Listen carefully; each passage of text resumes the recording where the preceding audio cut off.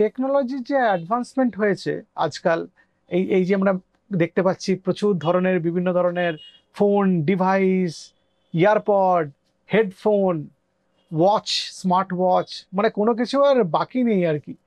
সেই জন্য একটা বাবা মাদের জন্য একটা চ্যালেঞ্জও এসে উপস্থিত হয়েছে যে বাচ্চারা ছোটবেলা থেকেই ডিভাইসের প্রতি একটা তারা আসক্ত হয়ে পড়ছে। বিভিন্ন রকম ডিভাইস, সেটা মোবাইল হতে পারে, ট্যাবলেট হতে পারে, টেলিভিশন, কম্পিউটার। এবার এই যে ডিভাইসগুলো, এগুলো কি কতটা ভালো, মানে এগুলো কেন আপনারা বাবা মারা সচেতন হবেন যখন বাচ্চারা এটা ব্যবহার করছে? খুব জরুরি একটা টপিক এটা। বাবা মাদের খুব সচেতন হতে হবে ডিভাইসটা ব্যবহার করার ক্ষেত্রে, বাচ্চাদের ছাড় দেওয়ার ক্ষেত্রে, এবং আরো কতগুলো ব্যাপার আছে, সেই ব্যাপারে আজকে আমরা আলোচনা করব।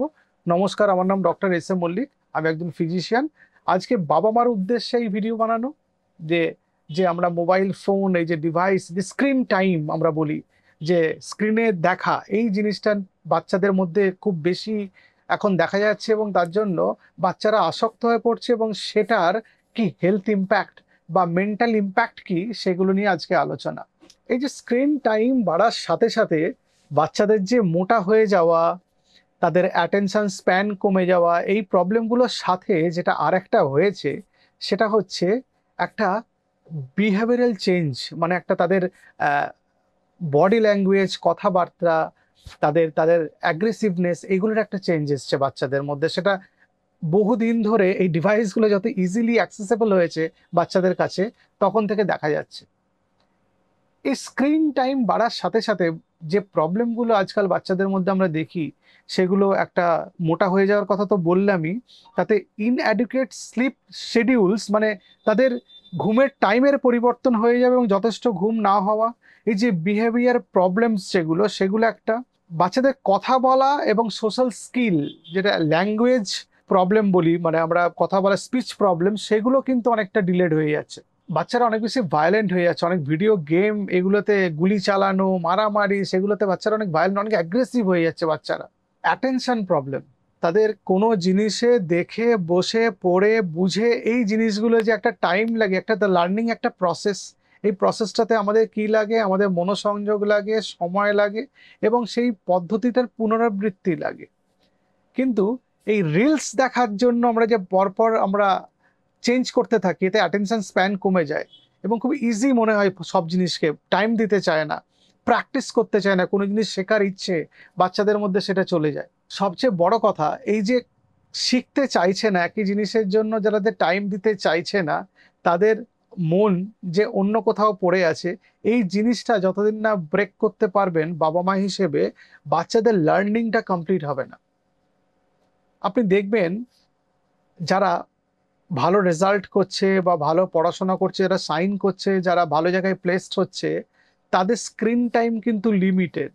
তারা মোস্টলি আনস্ট্রাকচার্ড একটা এনভায়রনমেন্টে থাকছে, আনপ্লাগড এনভায়রনমেন্ট, মানে ডিভাইসে কম টাইম দিচ্ছে, তারা ফিজিক্যাল বুক এগুলোতে বেশি টাইম দিচ্ছে, কারণ এদের অ্যাটেনশন অনেক বেশি থাকে, তাদের লার্নিংটা অনেক বেটার হচ্ছে।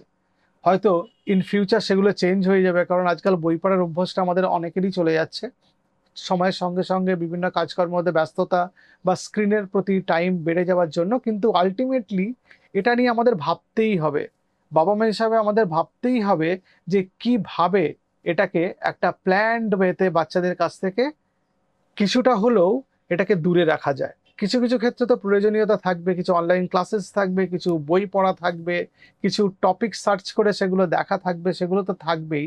কিন্তু এর বাইরে ভিডিও গেম খেলার জন্য, জাস্ট রিক্রিয়েশনের জন্য এটাকে ইউজ করার টাইমটাকে কমিয়ে ফেলতে হবে।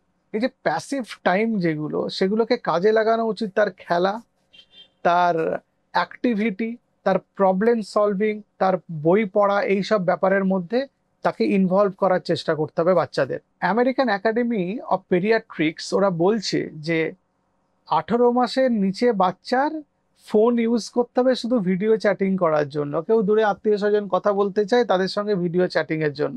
তাদের কাছে ফোন ছেড়ে দিলে হবে না যে তারা রিলস দেখতে থাকবে বা এগুলো। বাচ্চারা অভ্যেস করে ফেলবে, কিন্তু 18 মাসের বাচ্চা কিন্তু মোবাইল ফোন হ্যান্ডেল করতে পারবে, কিন্তু তাদের কাছ থেকে দূরে রাখতে হবে। এবং 18 মাস থেকে 2 বছর এই টাইমটা চেষ্টা করা যে যতটা সম্ভব ফোনটা থেকে দূরে রাখা, এবং 2 বছর থেকে 5 বছর, আমি বলি 2 বছর থেকে 12 বছর, এটাকে চেষ্টা করতে হবে যাতে 1 ঘন্টা সারাদিনে স্ক্রিন টাইম হয় এবং 12 বছরের উপরে 2 ঘন্টা হলে ঠিক আছে। তখন সে বুঝতে পারবে, অনেকটা সে নিজে হ্যান্ডেল করতে পারবে। বাচ্চাদের সঙ্গে তারা যখন স্ক্রিন ইউজ করছে তার সঙ্গে মা বাবা থাকাটা জরুরি, তাদের শেখাতে হবে যে এইভাবে ফোন ইউজ করে এই জিনিসগুলো অ্যাভয়েড করো। ফোন যখন বাচ্চারা ঘাঁটছে তখন তারা কি জিনিস দেখছে সেটাও মনিটর করতে হবে বাবা মাকে। তাদের মধ্যে যে নরমাল যে ভার্চুগুলো সেগুলোও শেখাতে হবে, না যে কাইন্ডনেস, তাদের চ্যারিটি করতে হবে, কিভাবে লোকের সঙ্গে কথা বলবে সেগুলো শেখানো, তার সোশ্যাল ইন্টারাকশন কিরকম হবে সেগুলো শেখানো। একটা বাচ্চা ফোন দেখে তো কিভাবে লোকের সঙ্গে ইন্টারাক্ট করবে সেটা শিখতে পারবে না, তার ব্রেন অতটা ম্যাচিওর না। বাবা মা কি করছে, বাবা মা কিভাবে প্রেজেন্ট করছে সেটাও খুব ইম্পর্টেন্ট। এরকম না যে বাড়িতে সারাক্ষণ আপনি যদি ফোনটা ঘাঁটতে থাকেন আর বাচ্চাকে বলছেন এই ফোন দেখিস না, ফোন দেখা খারাপ, বাচ্চার কাছে একটা কনফ্লিক্টিং রং মেসেজ যাচ্ছে। বাচ্চা ভাবছে ফোন দেখা নিশ্চয়ই ভালো, কারণ কারণ আমার বাবা মা দুজনেই ফোন দেখছে, অথবা বাবা মা এমন কিছু ফোনে দেখছে যেটা আমার কাছ থেকে হাইড করতে চাইছে, ওর মধ্যে একটা কিউরিয়াসিটি তৈরি হচ্ছে। অথবা ভাবতে পারে সে বাচ্চা যে বাবা মা মিথ্যে কথা বলছে, আদতে ফোনটা কিন্তু আমার জন্য ভালো। ফলে বাচ্চা বুঝতে পারছে না ওর কোনটা করার দরকার, ও বাচ্চা ঘাবড়ে যাবে। কোয়ালিটি স্ক্রিন টাইম দেখতে গেলে আপনাকে বাচ্চার কি দেখছে সেটাকে প্রিভিউ করতে হবে, আপনাকে আগে থেকে দেখে নিতে হবে ওর মধ্যে কি আছে। আপনি একটা কিছু চালিয়ে দিলেন, তার মধ্যে হয়তো কিছু অবসিন থাকতে পারে, কিছু ব্যাড ল্যাঙ্গুয়েজ থাকতে পারে, কিছু হয়তো কেউ সিগারেট খাচ্ছে, মদ খাচ্ছে, কোনো ড্রাগস নিচ্ছে, সেগুলো হয়তো স্ক্রিনের মধ্যে চলে আসে, অনেক মুভিতে থাকে। সেগুলো আপনাকে প্রিভিউ করে দেখে নিতে হবে, এটাতে 1 নম্বর স্টেপ। 2 নম্বর স্টেপ হচ্ছে এরকম কিছু স্ক্রিনের মধ্যে বাচ্চাকে দেখানো দরকার যেগুলোর মধ্যে ইন্টারঅ্যাক্টিভ কিছু সেশনস থাকবে। বাচ্চাকে জিজ্ঞেস করা, দেখো এটা কি করলে এরপরে নেক্সট এটা করলে কোনটা ভালো হবে, বা ও দেখো এই স্ক্রিনের মধ্যে এইভাবে কালার করছে, তুমি কি পারবে? ও বললো হ্যাঁ, তাহলে ওকে ফোনটা তখন বন্ধ করে তাকে একটা দিন যে ও ওখানে আঁকতে পারলো কিনা, মানে প্রোডাক্টিভ কিছু একটা হতে হবে। 3 নম্বর হচ্ছে কিছু ব্লক বা ফিল্টার ইউজ করা, যাতে কিছু কিছু কন্টেন্ট বাচ্চা স্ক্রিনে না চলে আসে যেগুলো আপনি বাচ্চাকে দেখাতে চান না। আর 4 নম্বর হচ্ছে বাচ্চা যখন স্ক্রিন ইউজ করছে আপনি আশেপাশে থাকুন, সাউন্ডেও শুনতে পারবেন বাচ্চা কি দেখছে, দূর থেকে দেখেও নিতে পারবেন বাচ্চা কি দেখছে।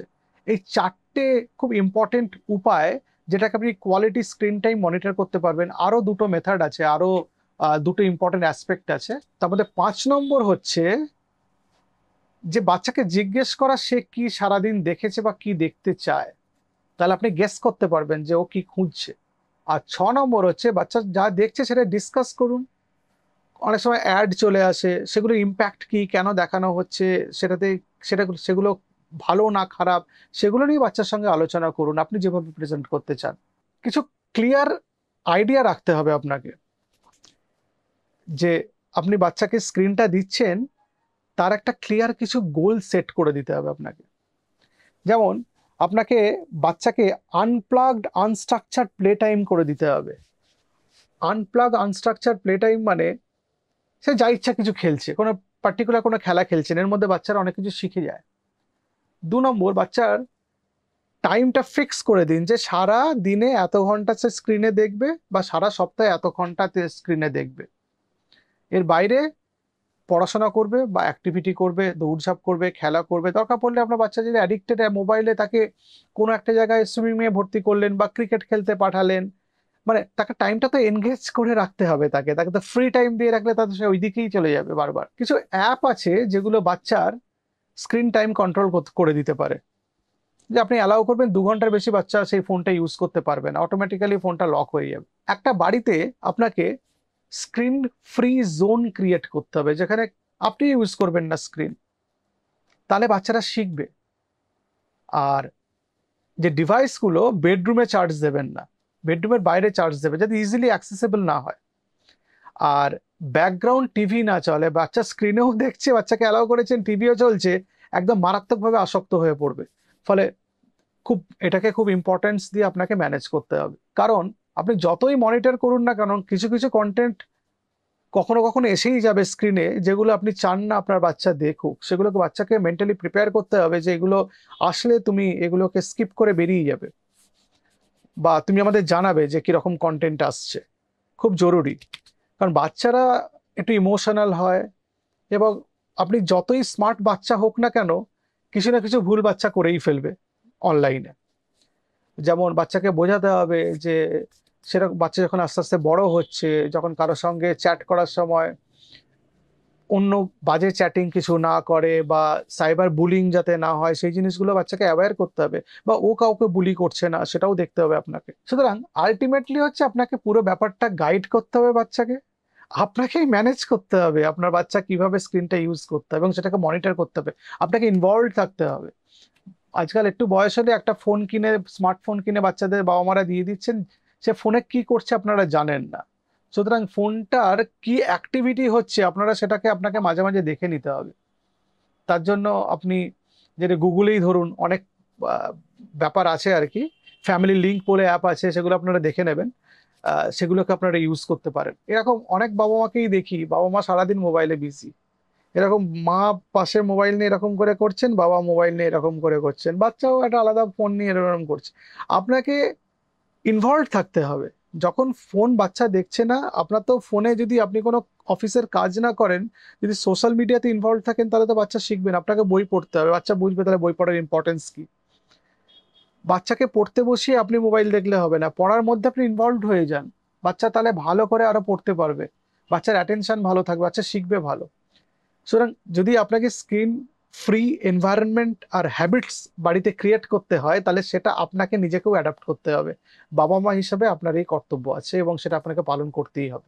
বাচ্চার ফিজিক্যাল গ্রোথ, মেন্টাল গ্রোথ, এগুলো ইমপ্রুভমেন্টের জন্য বাচ্চাকে আনস্ট্রাকচার স্ক্রিন ফ্রি জোনে আপনাকে রাখতে হবে। স্ক্রিনের মধ্যে বাচ্চার পুরো শারীরিক মানসিক বিকাশ সম্ভব না।